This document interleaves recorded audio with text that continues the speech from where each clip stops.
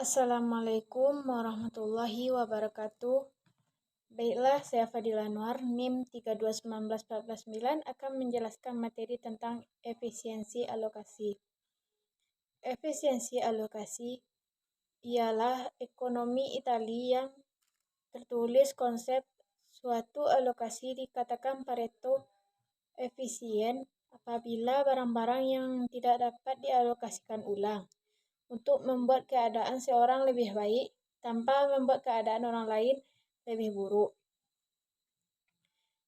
Dalam ekonomi konvensional, keadaan ini dikenal sebagai alokasi barang-barang dikatakan efisien apabila tidak seorang pun yang tidak dapat meningkatkannya tanpa mengurangi utility orang lain. Situasi semacam ini dianggap efisien karena pada situasi lainnya masih terdapat peluang untuk meningkatkan kegunaan seseorang tanpa mengurangi kegunaan orang lain. Imam Ali mengatakan, janganlah kesejahteraan salah seorang di antara kamu meningkat, namun pada saat yang sama kesejahteraan orang lain menurun. Sekian presentasi dari saya. Jika ada salah dan janggal, saya mohon maaf. Saya kembalikan kepada moderator. Assalamualaikum warahmatullahi wabarakatuh. Bila saya Faisal Akses, NIM 3219153 akan mempresentasikan tentang efisiensi alokasi menurut para ahli. Bila di sini saya akan menjelaskan tentang efisiensi alokasi menurut Adiwan Karim. Menurut Adiwan Karim, efisiensi alokasi yaitu apabila sumber daya yang ada telah habis teralokasi, maka alokasi yang efisien telah tercapai. Assalamualaikum warahmatullahi wabarakatuh. Saya Hamzah Lutfi, NIM 3219155 dari kelas EI 7D. Baiklah, pada kesempatan kali ini saya akan mencoba menjelaskan materi tentang efisiensi alokasi dalam Islam. Efisiensi itu sendiri dapat dikatakan bahwa suatu perbandingan antara input dan output, di mana input yang digunakan ini digunakan secara tepat dan sebaik mungkin untuk memperoleh output yang baik.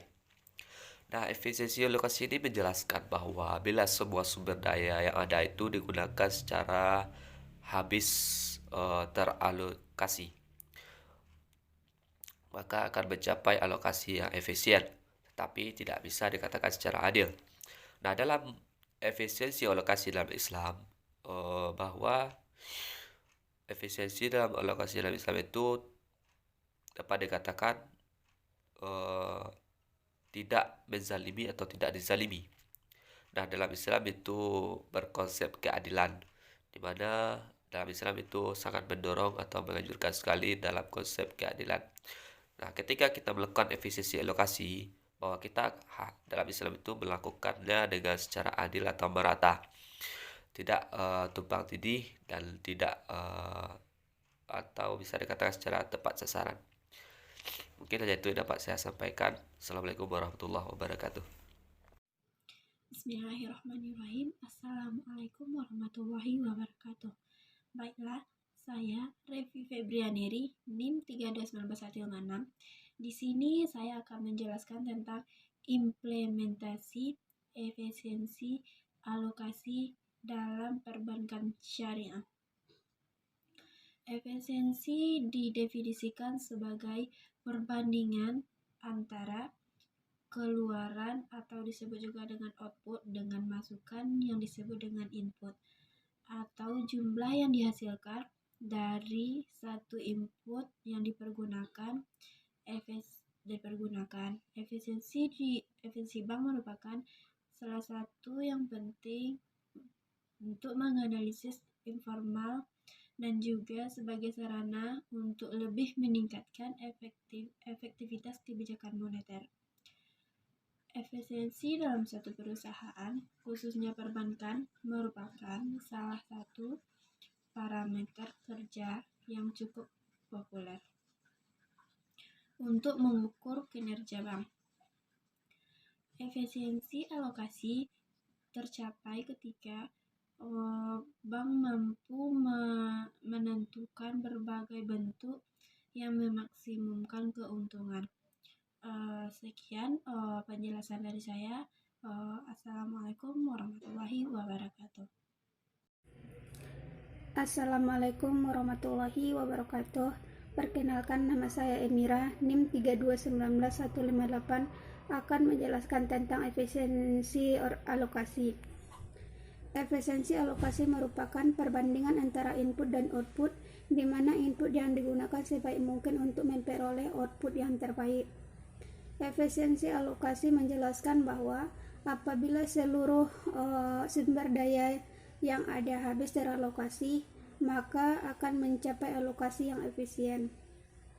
Adapun aspek-aspek dalam efisiensi alokasi, yang pertama pada aspek makro, yaitu efisiensi alokasi sumber daya sosial yang dicapai melalui pengaturan sistem ekonomi seluruh masyarakat. Yang kedua pada aspek mikro, yaitu efisiensi penggunaan sumber daya yang dapat dipahami melalui efisiensi produksi organisasi yang dapat ditingkatkan melalui inovasi dan kemajuan dalam organisasi. Sekian dari saya. Assalamualaikum warahmatullahi wabarakatuh. Assalamualaikum warahmatullahi wabarakatuh. Saya Felia Miranti Putri, NIM 3219131. Di sini saya akan menjelaskan mengenai poin yang terakhir, yaitu tentang contoh dari efisiensi alokasi. Sebagaimana yang kita ketahui, efisiensi alokasi itu barang-barang yang ada tidak menjatuhkan atau tidak membuat utility yang lainnya menurun. Contoh dari efisiensi alokasi ini yaitu Jono dan Kirun memiliki 10 unit makanan dan 5 unit pakaian. Misalnya Jono memiliki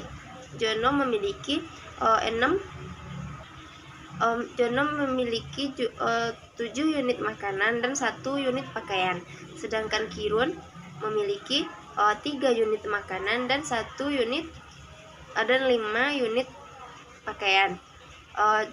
Jika Jono bersedia melakukan pertukaran dengan melakukan pertukaran dengan 3 unit pakaian untuk mendapatkan 1 unit makanan, sedangkan Kirun bersedia untuk menukarkan setengah dari unit pakaian untuk mendapatkan 1 unit makanan. Nah, di sini mereka itu melakukan pertukaran dan mereka tidak saling menjatuhkan. Sekian, terima kasih. Assalamualaikum warahmatullahi wabarakatuh.